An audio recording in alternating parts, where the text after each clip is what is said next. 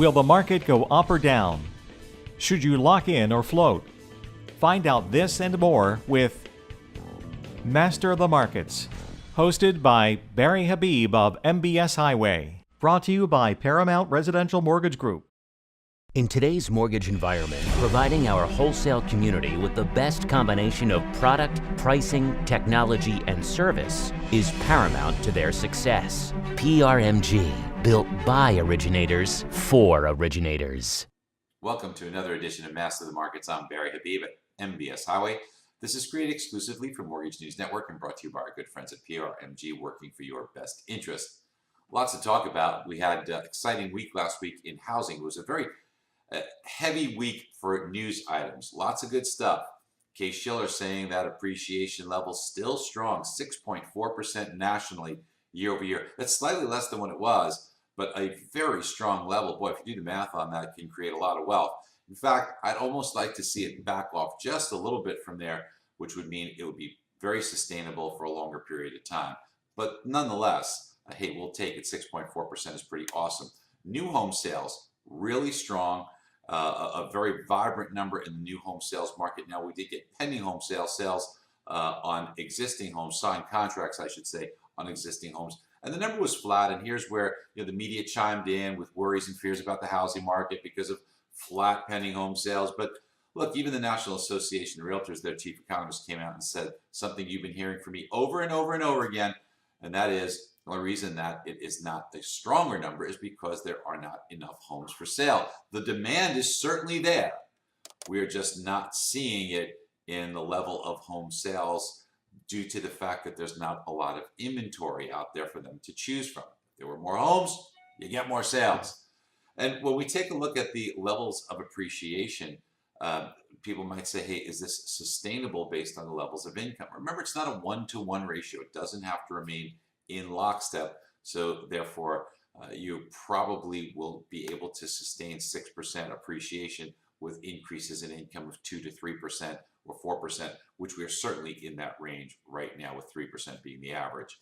When we take a look at this week, lots of data as well. It's jobs week. It's 4th of July week. We're going to get the Fed minutes. So mortgage bonds typically haven't performed very well when we do get the Fed minutes, and the Fed will have a lot to chew on because last week we got the personal consumption expenditure inflation reading showing that inflation now coming in on the Fed's favorite gauge at the Fed's target of 2% on the core rate of inflation. So Fed got what they wanted.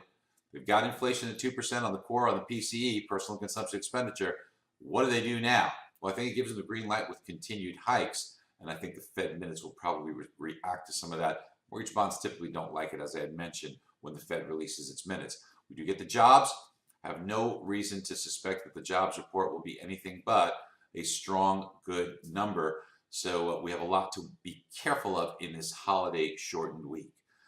We also have another big thing happening this week, and that is the Fed will again ratchet down its buybacks. They are making that attempt to normalize their balance sheet. Now, if you go back to October, the Fed was buying $50 billion a month between mortgage bonds and treasuries via the repurchases that they were doing, because when loans mature based on principal payments, things like that, payoffs, they get that money, and instead of allowing their balance sheet to get to a lower number, to reduce, to amortize, they're taking it and reinvesting it. They were doing $50 billion a month, as I said, back in October. Then they cut it to $40 billion a month. In January, they took it down to $30 billion a month. In April, they took it down to $20. And now, starting this week, they're going to start taking it down to $10 billion a month. So what does this mean? Well, if you go back and you take a look at what happened in October, January, and April, every time the Fed started doing this, we saw interest rates rise a little bit.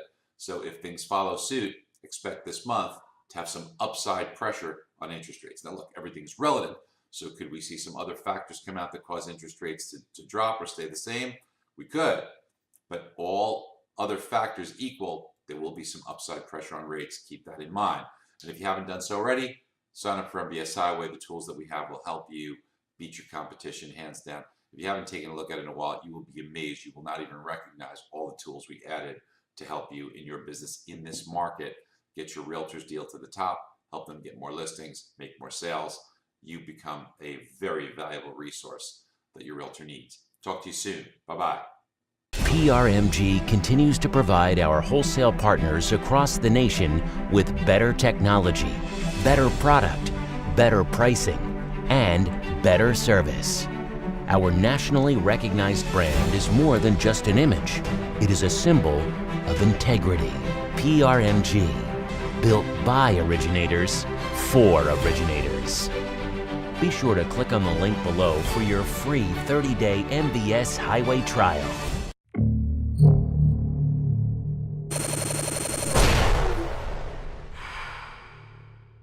This is Mortgage News Network.